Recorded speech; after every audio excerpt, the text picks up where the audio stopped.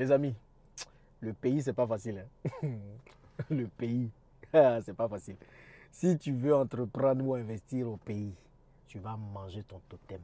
Ça, je vais partager avec vous une des vraies problématiques que je rencontre dans l'entrepreneuriat en Afrique, dans l'investissement en Afrique. Et je suis convaincu que c'est une problématique que vous aussi vous avez dû rencontrer. En tout cas, beaucoup de personnes de la diaspora en parlent. Et je suis convaincu que toute personne qui vit dans la diaspora, qui a essayé d'investir en Afrique, a rencontré ce problème-là au moins une fois. Quand on se lance dans l'entrepreneuriat, on a d'autres problèmes. C'est quand, en fonction des étapes où on se trouve, il y a des problèmes différents. Certains, c'est oh, je ne connais pas de projet, je n'ai pas d'idée. D'autres, ah, j'ai des idées, mais je n'ai pas le financement. Ou d'autres, je ne sais pas comment on gère un business. D'autres, je ne sais pas comment multiplier le business. Et puis, on arrive à un moment où on a géré tout ça. Moi, aujourd'hui, je suis arrivé à un stade où j'ai fini avec le financement, j'ai fini avec les idées, j'ai des projets maintenant qui marchent et qui fonctionnent.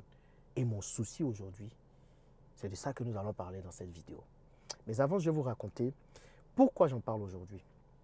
Dans la précédente vidéo que j'ai publiée, allez la regarder, je vais vous raconter l'histoire de Joseph. Joseph, c'est un alias. Hein. Joseph, ce n'est pas son vrai nom. Ne commencez pas à chercher tous les gens qui s'appellent Joseph autour de moi et tout. Mais Joseph, c'est un alias. Et je vous disais un peu comment je me suis lancé dans le négoce avec Joseph et comment aujourd'hui Joseph m'a fait perdre 100 millions de francs CFA. Allez regarder. 100 millions, j'ai expliqué ça dedans. Je suis en train d'investiguer. Quand les investigations vont arriver à un certain niveau, je vais vous le dire dans les prochaines vidéos. Donc, je me suis lancé comme ça avec Joseph. Et le souci, ce n'est même pas l'argent qui a été perdu, mais c'est la confiance qui a été brisée. Pourquoi ça me fait mal? Ça me fait mal même si on ne le voit pas comme ça sur mon visage, c'est parce que j'apprends à gérer mes émotions. Si tu es entrepreneur, que tu ne sais pas gérer tes émotions, ah, mais le matin, tu vas être comme ça. Ta tension va monter, après ça va descendre, après ça va aller à gauche, ça va aller à droite. C'est tellement tu vois des choses. Tellement tu vois des choses. C'est juste parce que je ne suis pas le genre de gars qui va venir se mettre sur Internet, commencer à parler de tout, de tous les problèmes et tout. C'est juste ça. Hein. Mais si je veux m'asseoir pour tout vous raconter. Mais je vais commencer à raconter parce que ça vous sert. Hein, que vous apprenez de ces erreurs-là et c'est important. Joseph, je l'ai connu par un ami. Un très bon ami à moi. En fait, c'est le genre d'ami, on a eu le bac ensemble en 2003. Ça fait quand même 20 ans que j'ai eu mon bac. En 2003, on a eu le bac ensemble. On est partis ensemble au Maroc. On a pris le même vol, on a galéré ensemble au Maroc et c'est quelqu'un en qui j'ai énormément confiance. Énormément confiance. En fait, je pense qu'après ma femme, parce que j'ai très confiance en ma femme, après ma femme, c'est lui. Il est intègre avec l'argent. Il est intègre dans le business. On a fait plusieurs business ensemble. On se parle régulièrement. On travaille ensemble aujourd'hui même. Quelqu'un de très bien. Et donc, du coup, quand je parlais de mes activités dans le négoce, il m'a dit, ah, il y a un jeune qui peut t'aider dans le négoce. Il est quelqu'un de très sérieux, quelqu'un de très fiable. Et je veux te mettre en contact avec lui. Donc, il m'a recommandé Joseph. Et moi, je prends Joseph. Comme je me dis que Joseph vient de mon pote sûr qui a été recommandé, donc Joseph, forcément, il est sûr aussi. Parce qu'il me dit, non, le gars là, il est sûr et tout, il était confiant. Donc moi, je prends Joseph. Et du coup, quand je commence à bosser avec Joseph, je baisse les gardes, je baisse toutes les gardes. Parce qu'avec mon pote, je baisse les gardes. Peut-être c'est une erreur que je fais. Et d'ailleurs, ne faites pas cette erreur. Même si vous avez confiance, même votre femme, si vous avez confiance en elle, quand même, mettez toujours des choses, des garde-fous. C'est important. Et c'est peut-être ça que je ne fais pas, mais j'apprends de mes erreurs. Parce que cette année seulement, il y a 5 partenaires, 5 je vous dis bien, qui m'ont déçu. Je vous ai raconté ce qui s'est passé avec le partenaire de EasyBox, ma société de livraison à Dubaï et au Kenya. Aujourd'hui, je me suis séparé de lui. J'ai récupéré tout EasyBox. Je vais vous faire une vidéo dans laquelle je vais vous expliquer un peu qu'est-ce que j'ai fait, qu'est-ce que j'ai mis en place. Donc ça, par exemple, vous voyez, je me suis séparé de lui. Il m'a déçu cette année, mais il m'a trop déçu. Maintenant, c'est le cas de Joseph. Il y a le cas d'un autre jeune avec qui je voulais travailler au Ghana. Et puis, il y a 2 autres cas. Je ne vais pas vous partager ça pour l'instant. Je suis en train de finaliser mes enquêtes, mes trucs. Et une fois que c'est bon, je vais vous les partager. Donc, Joseph vient sous recommandation de cette personne, ce qui me pousse à baisser la garde. Et je lui fais confiance jusqu'à ce que je lui donne 20 millions pour commencer, après 40 millions, 40 millions, 100 millions en tout, pour qu'on puisse travailler dans le négoce des noix de cajou. Et Joseph, aujourd'hui, il a perdu 100 millions. Il n'est même pas capable de m'expliquer comment il a perdu les 100 millions. C'est qu'il me ment en plus dessus, parce que l'histoire qu'il est venu me raconter, qu'il a acheté la marchandise que les gens ont vendue et tout, bref, je n'y crois pas. si vous voulez comprendre dans les détails, allez regarder la précédente vidéo, on ne va pas refaire ça. Je vais faire une autre vidéo où je vais vous dire un peu quelles sont les pistes que j'ai et les indices que j'ai. Mais je mène des enquêtes pour être sûr de ce que Joseph fait. Donc aujourd'hui, voilà encore un autre partenaire, Joseph, qui me déçoit. Le vrai problème que moi j'ai aujourd'hui, c'est de trouver des personnes de confiance à qui je pourrais déléguer mes activités. Parce que je fais plusieurs activités. Moi-même, mes activités personnelles, il y en a beaucoup. Il y a EasyBox au Kenya, à Dubaï. Il y a le négoce. Je fais négoce de noix de cajou, négoce de caoutchouc. Je fais export également de négoce. J'ai mes immeubles de rapport en France que je dois gérer.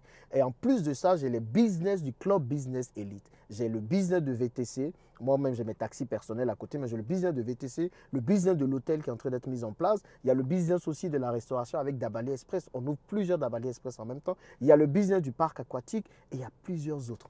Donc, je suis un seul homme. Quand des hommes d'affaires ont autant de business, tout ce qu'ils souhaitent, c'est de déléguer ces business à des personnes. Les gens me disent, mais oui, Jean-Yves, tu ne délègues pas tes business, tu ne peux pas tout gérer. Mais oui, bien sûr, je ne peux pas tout gérer. Mais le problème, comment vous voulez qu'on délègue sereinement quand les personnes en qui on doit avoir confiance pour déléguer ne sont pas dignes de confiance? Voilà, j'ai délégué EasyBox. Ça a donné quoi? On m'a foutu le bordel dans cette entreprise. J'ai délégué l'histoire des négoces. Ça donnait quoi? On m'a foutu le bordel aussi dans cette partie-là. Et l'autre business au Ghana, bordel, pareil. Le problème, c'est ça en Afrique. C'est que vous voulez vous associer à des gens. Vous voulez aider des gens. Parce qu'en réalité, c'est ça. Moi, aujourd'hui, je travaille avec Joseph. Quand mon pote me recommande Joseph, il me dit c'est un jeune talentueux, c'est un jeune brillant, j'ai confiance en lui. Moi, je vois Joseph, je veux aider Joseph. Moi, je ne suis pas pour l'enrichissement personnel. J'ai déjà eu l'argent que je devais avoir. Ce n'est pas YouTube qui me donne l'argent, ce n'est pas tout ça. J'ai déjà mon argent et mes business. Moi, je vis de mes business, clairement. Et je fais des vidéos pour partager un peu les expériences et puis bon, un peu d'argent vient avec et puis ça passe quoi. Mais je vis de mes business. Donc, quand je vois des gens qui peuvent être poussés, j'essaie de les pousser. Et je pense clairement que c'est en travaillant ensemble qu'on va y arriver, qu'on va avancer. Moi, je ne suis pas pour gagner l'argent tout seul, pour engranger le marché. Je fais quoi même avec l'argent? Qu'est-ce que je fais avec l'argent? Qu'est-ce que je fais avec ça? Rien du tout. Je dis, le seul moment de plaisir que j'ai avec l'argent, c'est quand je voyage, c'est tout.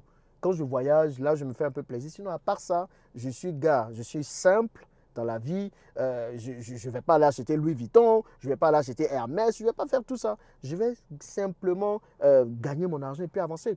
Et puis, moi, je prends plus plaisir quand je gagne de l'argent, quand je travaille, quand je mets des projets en place. Et à un moment donné, je me dis que c'est ensemble qu'on va arriver. Donc, j'aime bosser avec des gens. J'ai tiré plusieurs jeunes vers le haut. Il y a plusieurs personnes avec qui je veux travailler. Il y a des entrepreneurs là même que vous voyez qui sont sur la toile, qui sont connus, qui sont venus m'expliquer leurs problèmes en aparté. Il y a beaucoup là qui font comme s'ils ont l'argent, mais c'est compliqué. Ils sont venus m'expliquer leurs problèmes en aparté. Ces gens-là, je les ai aidés. C'est parce qu'on ne peut pas venir ici sur la toile pour dire tout ce qu'on a aidé, mais je les ai aidés. Mais quand vous voulez aider les gens, et la plupart du temps, ces personnes-là veulent me taper dans le dos. Ces personnes-là m'ont déçu parce que tu veux faire des projets avec eux, tu veux les pousser, mais tout leur problème, c'est comment ils vont faire pour te gruger, comment ils vont faire pour t'arnaquer, comment ils vont faire pour montrer qu'ils sont plus intelligents que toi. Et c'est ça le souci qu'on a.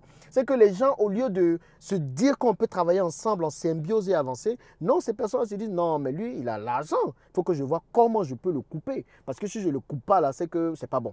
Et comment vous voulez qu'on avance dans ce genre de société? Et ça, c'est le vrai problème qu'on a ici en Afrique. C'est le vrai souci. Trouver des personnes de confiance. Il y a une crise de confiance qui fait que chacun veut avancer seul. Moi, aujourd'hui, je ne peux pas en vouloir à quelqu'un qui veut avancer seul dans l'entrepreneuriat finalement. C'est parce que moi, je suis têtu que je veux toujours travailler avec des gens. Mais sinon, il y a longtemps, j'avais abandonné. Il y a longtemps, j'avais abandonné. Mais on peut y arriver, mais c'est difficile.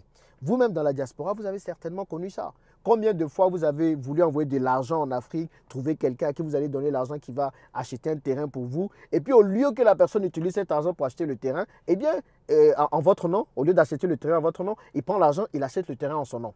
Combien de fois vous avez envoyé de l'argent à quelqu'un pour gérer un business pour vous, et puis il a pris l'argent, il a tapé l'argent devant vous, il a bouffé l'argent comme pas possible, sans que vous puissiez vous retrouver avec des business. On entend ces histoires-là partout d'arnaque. Combien de fois vous avez envoyé de l'argent à des personnes pour construire une maison pour vous? Ça, c'est le truc même où les gens perdent de l'argent, quoi. Vous envoyez de l'argent pour construire une maison. Les gars, ils ne vont pas construire la maison pour vous. Ils vont construire la maison pour eux, ou bien ils vont vous bouffer l'argent. Comment vous voulez qu'on avance?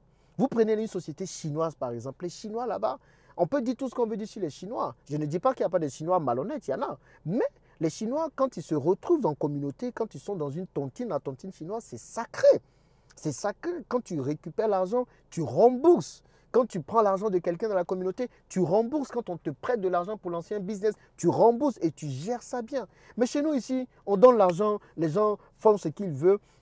Ils font ce qu'ils veulent, ils ne prennent pas au sérieux, ils te brisent la confiance et tout. Et maintenant, quand tu vas venir te plaindre, quand tu vas venir dire pourquoi tu as bouffé mon argent, ou bien quand tu vas venir dire non, je vais te prendre pour t'amener au commissariat, je vais t'emprisonner, c'est là maintenant qu'on va trouver que c'est toi à qui on a pris l'argent, c'est toi qui es le sorcier.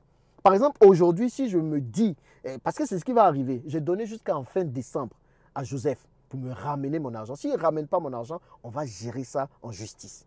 Et si je le fais partir en prison, les gens vont commencer à venir me voir. Oh Jean-Yves, tu as fait partir un de tes collaborateurs en prison, ce n'est pas bien. C'est moi qui vais être le méchant maintenant. C'est moi qui vais être le sorcier. On va laisser complètement ce que Joseph a fait. C'est pour ça qu'à un moment donné, on ne peut pas tout laisser passer. On ne peut pas laisser tout ça passer. À un moment donné, les gens doivent répondre de leurs actes. Je te donne de l'argent pour gérer un business. Tu bouffes l'argent, je t'emmène en prison. C'est que si on commence à faire ça, les gens vont respecter les business des autres. Ils vont respecter l'argent des autres. L'argent qui n'est pas à toi, tu dois gérer ça 10 fois plus sérieusement que ton propre argent. Si tu prends ton argent, tu fais le business que tu veux, tu payes, il n'y a pas de souci. Mais quand quelqu'un sort de sa poche, il te donne de l'argent, tu dois bien gérer ça. Et aujourd'hui, il a bouffé 100 millions. Je ne sais pas ce qu'il a fait de ces 100 millions. L'histoire même qu'il me raconte est une histoire rocambolesque, une histoire sans tête ni queue.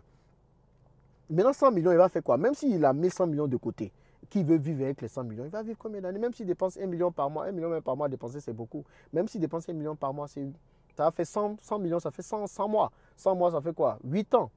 Au bout de 8 ans, il aura encore les problèmes. S'il dépense 500 000 par mois, ça fait 16 ans. Eh bien, il allait faire un autre business de son côté. Mais je suis en train d'investiguer sur tout ça.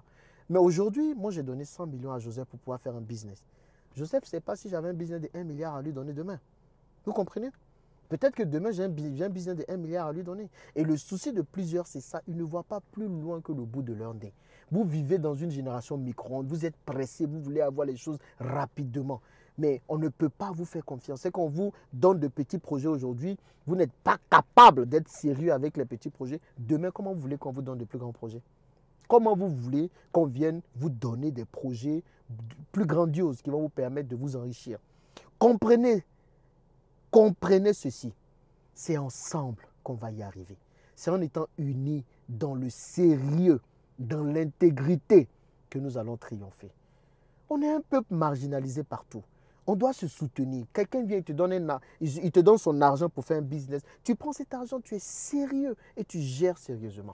Mais tu ne vas pas faire le zèle avec son argent, et bien la java avec son argent, dépenser. Puis maintenant, tu te retrouves, le voilà, il fait comme s'il n'a pas l'argent, Joseph. Il commence à te demander de l'argent partout, alors que tu avais 100 millions et avec 100 millions, tu aurais pu travailler. C'est compliqué, c'est grave. Donc voilà mon problème aujourd'hui. Voilà le vrai problème des entrepreneurs. Trouver des personnes de confiance à qui ils pourront déléguer leurs tâches, en qui ils pourront avoir confiance. Ça, c'est compliqué. J'ai appris que récemment, il y a un entrepreneur qui a viré tous ses employés, toute son équipe, parce qu'il n'y a personne en qui il avait confiance. Comment vous voulez qu'on crée des entreprises comme ça? Si on ne peut pas avoir confiance en vous, si on ne peut pas, comment je peux lui dire, si on ne peut pas vous déléguer des tâches tranquillement pour que vous puissiez les faire en bonne et due forme. Je commence à mélanger même les mots tellement tout ça m'énerve. Bref, dites-moi ce que vous pensez de tout ça dans les commentaires. Vous avez certainement vécu des histoires pareilles. N'hésitez pas à les partager dans les commentaires pour qu'on puisse vraiment pointer du doigt ce problème-là qui est trop présent dans notre communauté. C'est une vraie gangrène. Si on ne change pas ça, on ne va jamais avancer. Merci d'avoir suivi cette vidéo. N'oubliez pas de vous abonner si vous êtes là pour la première fois. Et puis on se dit à bientôt dans la prochaine vidéo. À plus.